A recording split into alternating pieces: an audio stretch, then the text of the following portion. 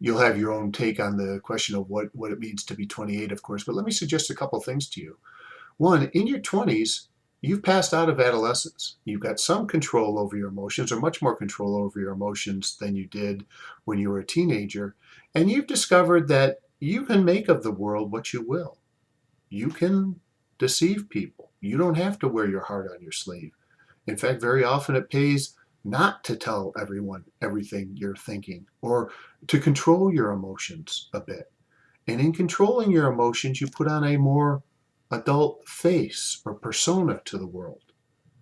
And that can be very positive, but putting on an adult face to the world also suggests a kind of performance, a kind of acting. You may not have yet figured out who you are yet at your core at 28, and you are trying on different roles. You are trying on different parts. Shakespeare, I want to suggest, in this character of Iago, who is pointedly 28, again, Shakespeare doesn't toss in those references randomly. He does it for a reason. He wants the audience to pay attention to it. Is suggesting one of the very real possibilities or threats of someone who falls into the temptation that you can create your identity. You can be performing all the time. Iago, for example, has given us one sort of motivation about being angry at Othello because of Cassio. And here in this, towards the end of Act 1, he gives us a couple more. After Rodrigo says, Rodrigo leaves the stage and he says, I would never my own gained knowledge should profane if I would time spend upon such a snipe, right? He had said earlier, I hate the Moor. My cause is hearted. Thine have no less reason. Let us be conjunctive in our revenge against him. Up at lines 386, he says, I hate the Moor. But note, there's a semicolon. He doesn't say, I hate the Moor because. I hate the Moor, semicolon, and it is thought abroad that twixt my sheets he's done my office. In short, here's one possible motivation. Othello has slept with Emilia, Iago's wife. Okay. I know not if it be true, but I for mere suspicion in that kind will do as for surety. Let me see now. How can I use the Othello's good nature to pluck him up? Now, this is odd, okay? On the one hand, yeah, it's entirely possible Othello slept with Emilia, but as soon as Iago says that, he turns around and talks about Othello's upfront and open nature. That is, he doesn't deceive, he doesn't lie.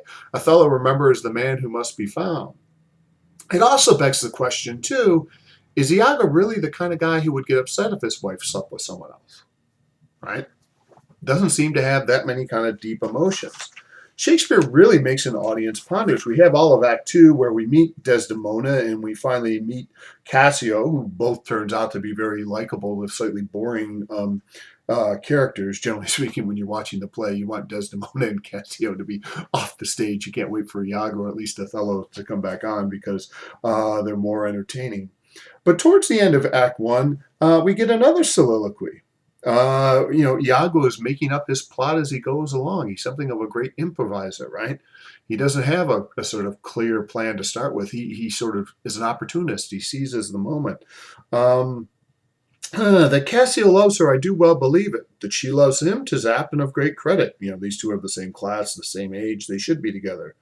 The more, howbeit, that I endure him not, is of a constant, loving, noble nature, and I dare think he'll prove to Desdemona a most dear husband. Even Iago thinks Othello is a good guy. Now I do love her too. Well, wait a minute. Now he's suggesting another motive for himself, right? That he loves Desdemona. And an audience just starts to scratch their heads. What's up with this guy? Though peradventure I stand, not out of absolute lust, though peradventure I stand accounting for his greatest sin, but partly led to die at my revenge, for that I do suspect the lusty Moor hath leaped into my seat. Okay, so we're back to the fact that he's jealous that Othello has slept with his wife. But no sooner does he say that, and he says, I'll be even wife for wife, he says, I'll get Cassio too, lines 306. I'll have our Michael Cassio on the hip, abuse him to the Moor in my rank garb. For I fear him Cassio with my nightcap too.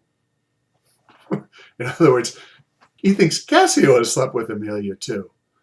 So this is, again, Shakespeare really kind of messing is not the right word with an audience, but really kind of making an audience think and ponder, and the attentive audience get unnerved. Because, imagine if this is a friend telling you this, right? And a friend comes to you and says, what, I'm really upset. I think my partner is sleeping around, and here's why.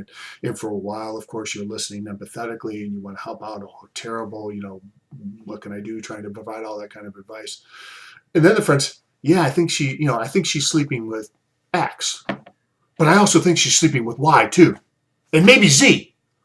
At which point, in short, your empathy for your friend starts to dissolve a bit, and you start to think, hey, maybe my friend's off his rocker a little bit paranoid. And that's what Shakespeare does to us with Iago and his motives. He never lets us feel secure in our interpretation of this 28-year-old character who is constantly making himself up, constantly performing, right? Never really feeling or experiencing what we would call authentic, honest emotions, because he doesn't trust authentic, honest emotions. Remember, what does Iago trust? Iago trusts reason and rationality to control his biting passions. And in this play, trusting reason and rationality rather than love might be the problem.